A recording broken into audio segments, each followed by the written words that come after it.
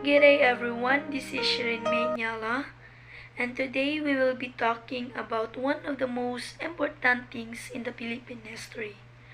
According to the article, agrarian reform is focuses on land and property. This is a big changes regarding the divisions of landless farmer. So, the question is, how important the land ownership in the Philippines? And we need to remember these two words when we talk land ownership. First, land, then power. If you have the land, then you have the power, and you have the ability and the authority. So what is the connection of the land ownership to the agrarian reform in the Philippines? Let's remember that the agrarian reform in the Philippines is the laws that were made in our country that would give land especially for our farmers.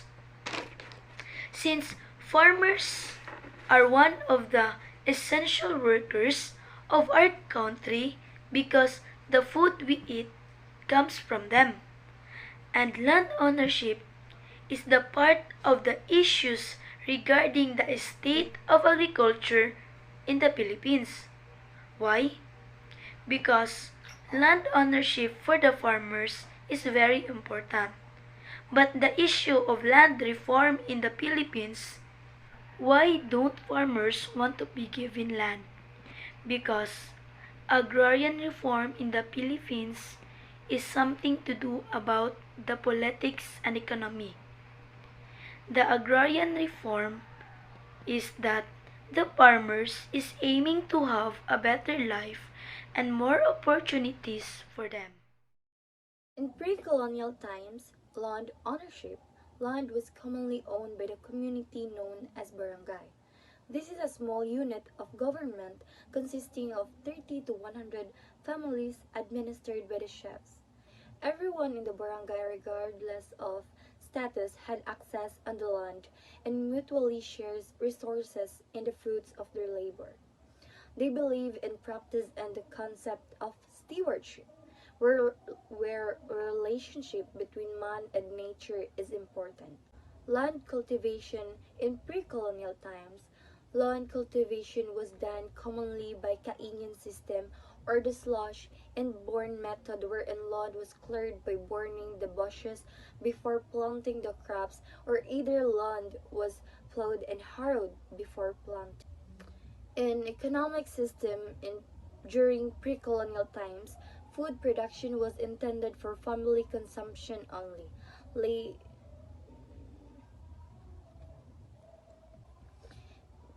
The economic system during pre-colonial times, food production was intended for family consumption only. Neighboring communities were engaged in a barter trade, exchanging their goods with others. Some even traded their agricultural products with luxury items of some foreign traders like Chinese, Arabs, and Europeans. Did you know, in leasing and selling of lands in pre-colonial times, the Maragtas Code seems to be the only recorded transaction of land sale during this time. This tells us about the selling of the Panay Island by the natives to the Tin Bornean datos in exchange of golden salakot in a long gold necklace. Although the Code of Luwaran was one of the oldest written laws of the Muslim society, which contains provision and the list of cultivated lands, there was no record now this lease agreement was practiced. Then, the Spanish era. Limitation of land ownership. The Spanish crown made a law in 1865 ordering landholders to register their land holding. Only those who were aware of these decrees benefited. Ancestral lands were claimed and registered in other people's name. As a result, many peasant families were driven out from the lands they have been cultivating for centuries or were forced to become tillers. And during American era, this also gave the rights to the American to own agriculture lands. Because of the Philippines Bill of 1902, this program allowed an enterprising tenant to acquire a farm of at least 16 hectares to cultivate. This era, landlords became richer, while tenants were deprived of their rights and become poorer. I am John Ivan Rimangubat from Group 4, and I report Government Initiative. President Carlos P. Garcia, 1957 to 1961. He continued the program of President Ramon Magsaysay. No new legislation passed. President Diosdado Macapagal, 1961 to 1965. He conducted the Republic Act No. 3844 of August 8, 1963, Agricultural Land Reform Code. The Republic Act was hailed as one the would emancipate Filipino farmers from the bondage of tenancy. President Ferdinand Marcos, 1965 to 1986. Proclamation number 1081 on September 21, 1972, where the period of the new society, 5 days proclaiming of martial law. Republic Act Number 6389, Code of Agrarian Reform created the Department and the Agrarian Reform Special Account Fund. Presidential Decree Number 2, September 26, 1972, declared the country under Land Reform Program. President Corazon Aquino, 1986 to 1992. The Constitution ratified by the Filipino people during the administration of President Corazon C. Aquino provides under Section 21 under Article 2, the state shall promote comprehensive rural development and agrarian reform. Republic Act Number 6657, the Comprehensive Agrarian Reform Law. Executive Order Number 228, July 16, 1987, declare full ownership to qualified farmer beneficiaries covered by PD 27. President Fidel V. Ramos, 1992 to 1998, formally took over in 1992. His administration came face to face with publics who have lost confidence in the Agrarian Reform Program.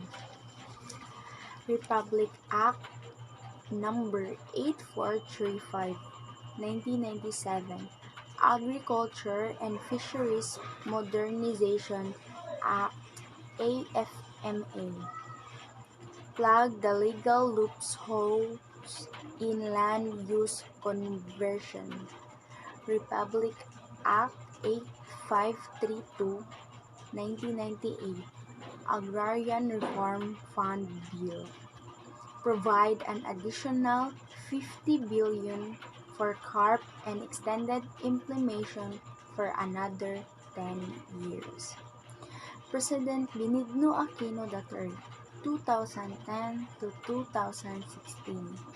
Aquino distributed their family-owned hacienda Luista in Tarlac. He also promised to distribute privately owned lands of provide agricultural estates in the country that have escaped coverage of program. Aquino vowed during his 2012 insona that he would complete before the end of his term the Comprehensive Agrarian Reform Program, centerpiece program of the administration of his mother, President Cory Aquino. And that's all for today. Thank you. The Agrarian Reform of the Philippines Government Initiatives. First is Joseph Ejercito Estrada on 1998-2001.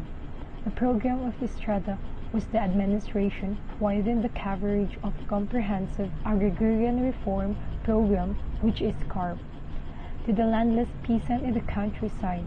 The latter's of administration distributed more than 266,000 hectares of land to 175,000 landless farmers built, including land owned by traditional rural elite.